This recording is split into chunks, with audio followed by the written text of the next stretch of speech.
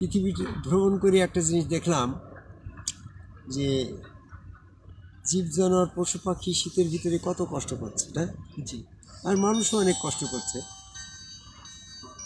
এই বিষয়টাকে নিয়ে আমি একটু কোরআন থেকে গবেষণা করে একটা বিষয় বলতে চাচ্ছি যে সূরা তাকাসুরের 5 নম্বর আয়াতে বলছে যে নিশ্চয়ই তোমাদের স্থির বিশ্বাস জ্ঞান নাই, যদি থাকতো তাহলে শাস্তি কাকে বলে দেখতে পেতে। জাহান্নাম, এখানে জাহিম শব্দ আসছে। তো এই যে শাস্তি কিভাবে আমরা দেখতে পাচ্ছি, একটা মানুষ মৃত্যুর পরে তার কর্ম অনুসারে সে আযাব ভোগ করবে, এটি তো আমাদের ইসলামে বলছে। এটারে আমরা বলি কবরে আযাব হবে। আসলে তো কবর বলতে এখানে যে সাবজেক্টটা ওটা না।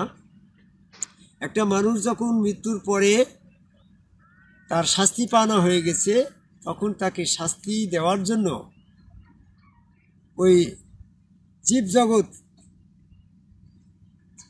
পশু পাখির এই জগতে তাকে দিয়ে দেওয়া হচ্ছে। যেমন সূরা মায়দার 60 নম্বর আয়াতে বলছে, যাদের প্রতি আল্লাহ লানত করেছে, রাগান্বিত হয়েছে, তাদের কতকে শুয়োর কতকে বানর বানানো হয়েছে। তো মানুষ তার পাপের শাস্তি তার ওই বানর, শুয়োর, জীব জানোয়ার তৈরি করে সেখানে শাস্তি দিচ্ছে। এজন্য এই আয়াতে বলল যে তুমি স্থির বিশ্বাস জ্ঞান, জন্মান্তরবাদে বিশ্বাস জ্ঞান যদি তোমার থাকতো, তাহলে কিভাবে ওই শাস্তি হচ্ছে এটা দেখা যেত। একজন চলার পথে অন্ধ, তার অঙ্গহানি, বোবা, কালা আছে না, বিভিন্ন রোগের মানুষ, এগুলো তার পূর্বের জন্মের শাস্তি স্বরূপ এখানে আসছে। তো এই জায়গাটা আমি অল্প পরিসরে হয়তো বিস্তারিত ব্যাখ্যা দিতে পারবো না, তবে এই জায়গায় আমি একটা গবেষণা করে দেখেছি, জন্মান্তরে মানুষ কখনো জীব দেহে যাচ্ছে, জীব থেকে মানুষ হচ্ছে। তো প্রথমের যখন সূচনা শুরু হয়, মানুষের প্রথম সূচনা আদম যখন সৃষ্টি শুরু হইল, আদমের আগে আদমের আত্মাটা কোথায় ছিল? নতুন করে তো আদমের আত্মা তৈরি করে আদমের দেহের ভিতরে দিল, এমনটা তো না। আলাস্তুবি রাব্বিকুম, আমি কি তোমাদের রব নহি, এটা যখন স্বীকারোক্তি নিয়েছে আদমের বংশধরের কাছ থেকে, আদমের কাছ থেকে, তখন তো সমস্ত আত্মা জীব জগতাকে তৈরি করেই তো বললো আমি কি তোমাদের রব নহি। সূরা আরাফের 172 নম্বর। তাহলে সমস্ত জীব জগৎ একবারে তৈরি করে আল্লাহ যখন এখানে স্বীকারোক্তি নিয়েছিল, তখন কিন্তু এই আত্মা, তাহলে ওর ভিতরে তো আদমের আত্মাও ছিল, তোমার আমার আত্মা, সকলের আত্মা তো ওখানে ছিল। তো এটা কোথায় ছিল? জীব জগতে ছিল, তখন মানুষ তৈরি হয়নি। ওই জীব জগৎ থেকে মানুষ একটা আত্মা নিয়ে একটা মানুষ, এক একটি জীব থেকে এক একটি মানুষ। তো সেক্ষেত্রে সূরা নেসার 1 নম্বর আয়াত এবং সূরা আরাফের 189 নম্বর আয়াত, এক একটি জীব থেকে এক একটি মানুষ। এই জন্য সূরা লোকমানের সম্ভবত 28 নম্বর আয়াতেও এটাই বলছে যে এক একটি মানে জীবের সৃষ্টি এবং পুনর্জীবন, একটা মানুষের সৃষ্টি পুনর্জীবনের প্রক্রিয়া একই রকম। অর্থাৎ একটা জীব যেভাবে সৃষ্টি হচ্ছে, যেভাবে আবার মৃত্যুবরণ করে আবার জীবিত হচ্ছে, একটা মানুষের সৃষ্টি এবং পুনর্জীবনও একই রকম। তাহলে এক্ষেত্রে দেখা যাচ্ছে যে মানুষের মৃত্যুর পরে, মানে মানুষ সৃষ্টির আগে সে জীব ছিল, জীবের পরে মানব দেহে আসছে, কর্ম অনুসারে আবার জীব দেহে যাচ্ছে, জন্মান্তর, কখনো জীব, কখনো মানুষ, কখনো মানুষের পরে আবার উত্তম মানুষ, কখনো অসুস্থ মানুষ, এভাবে জন্মান্তরবাদ কিন্তু এই জীবজগৎ চলছে। এই ব্যাপারে আমি একটা গবেষণা করে দেখছি যে মনে করো জীবের থেকে মানুষ এই মানব জগতে আসবে। তো জীবের থেকে মানুষ জগতে আসার সময়, জীবের থেকে যখন মানব জগতে আসবে, তখন দেখা যাচ্ছে কি যে এই জীবের যে পানিশমেন্ট তার দেওয়া হয়েছে, একটা মানুষ যখন জীব দেহে চলে গেল, তখন নির্দিষ্ট সীমানা শাস্তি ভোগ করে আবার সে অটোমেটিক মানুষে আসবে। তো যখন মানুষে আসবে, তখন তো সে ওই জীবের যে স্বভাব ছিল, সেই স্বভাব নিয়ে কিন্তু মানুষের ভিতরে আসবে। আর এই স্বভাবটা যাদের ভিতরে আছে তাদের ধরে নিবা যে এই বানরের স্বভাবের মানুষগুলো আগে বানর ছিল। এভাবে মানব জন্মে সে যদি আবার সংশোধন হয়ে পূর্ণ মানব ইনসানিয়াত পায় তো আবার সে মানব জন্ম পাবে। এজন্য আমরা যারা জন্মান্তরবাদে বিশ্বাস করি, এই জন্মান্তরবাদের বিশ্বাসের অনুসারে যদি আমরা সৎ কর্মশীল হই, ধার্মিক হই, তাহলে আমরা কিন্তু পরবর্তী জন্মে যেয়ে সুন্দর একটা জীবন পাবো। হয় আমরা ইল্লিনে যাব, না হলে এই দুনিয়াতে যদি আমরা আসি আবার মানব জন্ম পাবো। এই সিস্টেমের পরে মানুষ যখন অধিকাংশ মানুষ সৎকর্মশীল হবে, তার বংশে যখন সন্তান আসবে তখন সেটা সেই সিরিয়ালের সৎ সন্তানটাই আসবে। এজন্য মানুষ আমরা যারা এই জন্মান্তরবাদের প্রক্রিয়াটাকে বিভিন্নভাবে জন্ম নিয়ন্ত্রণ করার জন্য বিভিন্ন প্রক্রিয়া অনুসরণ করছি, এটা লাগবে না।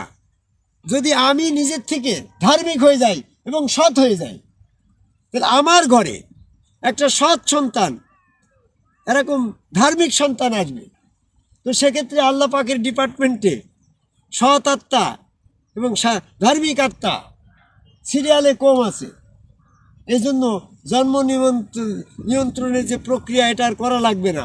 কারণ আপনি যখন অনেস্ট হয়ে যাবেন, সৎ হয়ে যাবেন, ধার্মিক হয়ে যাবেন, তখন আপনার গর্ভে যে সন্তানটা আসবে সেটা তো ওই অতীতের কুস্বভাবের সন্তান আপনার কাছে আসবে না।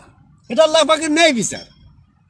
এই জন্য যারা যারা দেখবেন একেবারে লো লেভেলে মানসিকভাবে তারা সুদ খাচ্ছে, ঘুষ খাচ্ছে, অন্যায় অত্যাচার, জোর জুলুম দুনিয়াতে অত্যাচারীভাবে প্রতিষ্ঠিত, তাদের সন্তান ওরকমভাবে অনর্গল হতেই আসছে।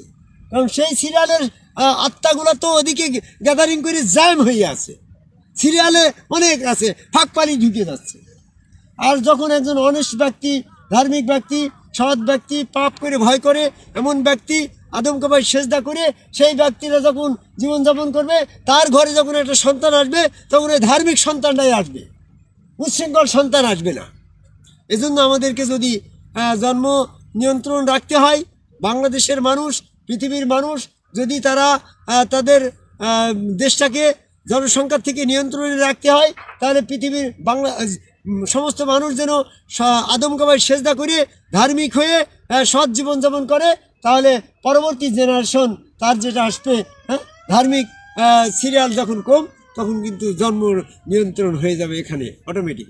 এই জন্য আমরা জনসংখ্যা নিয়ন্ত্রণের জন্য যে বিভিন্ন প্রক্রিয়া ব্যবহার করছি, এই প্রক্রিয়ার প্রয়োজন হবে না যদি আমি নিজে আদমকাবায় সেজদা করে সম্মুখ গুরুর রসুলের কাছে বায়াত গ্রহণের মাধ্যমে নিজের শয়তানি খেয়াল, শয়তানি বিষয়বস্তুর থেকে দূরে থাকি।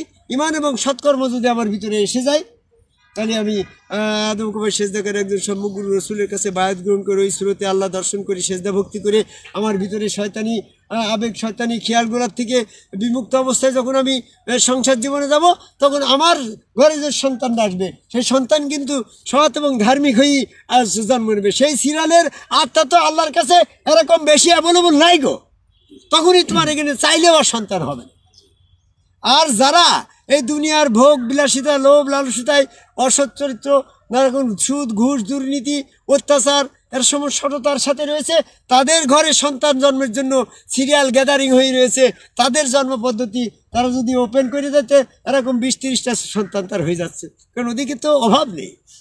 আর তখন তুমি সৎ ধার্মিক হয়ে যাবা, আদমকাবায় সেজদা করে সম্মুখ রসুলের সান্নিধ্যে যাই যখন তুমি আল্লাহওয়ালা হয়ে যাবা, তখন আল্লাহওয়ালা একটা সন্তান তোমার কাছে আল্লাহ দেওয়ার জন্য অপেক্ষায় থাকবে। এরকম আল্লাহওয়ালা আত্মা, এরকম শয়তান তো আত্মা তো তখন ওদিক সিরিয়ালে নাই।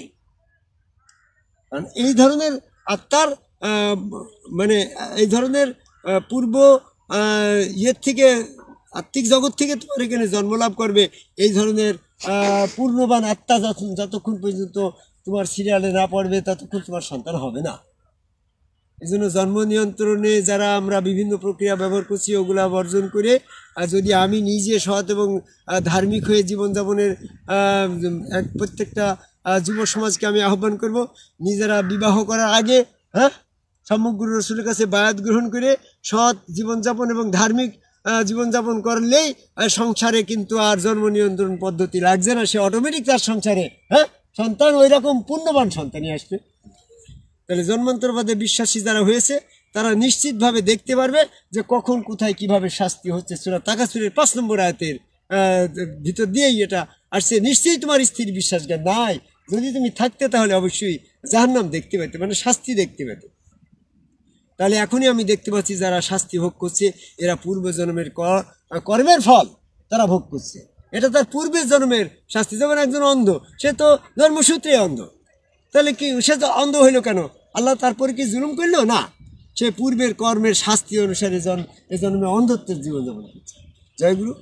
পৃথিবীর সকল মানুষকে এই জন্মান্তরবাদ বিশ্বাসী হয়ে একজন সমগ্র রসুলের কাছে বায়াত গ্রহণ করে আদম কবাই সেজদার মাধ্যমে শয়তান থেকে পবিত্র হয়ে ঈমান অর্জন করে সৎকর্মশীল হওয়ার আহ্বান করে এই ঢাকা জেলার আশুলিয়া উপজেলার এই তুরাগ নদীর পাড়ে দাঁড়িয়ে পৃথিবীর সকল মানুষকে সঠিক আদম কবাই সেজদার মাধ্যমে সঠিক পথে এসে জীবনযাপনের মাধ্যম দিয়ে জন্ম নিয়ন্ত্রণের নিজের সংক্ষিপ্ত মানে সহজ সরল জীবনযাপনের জন্য আশা প্রত্যাশা ব্যক্ত করি আমার কথা শেষ করি। জয়।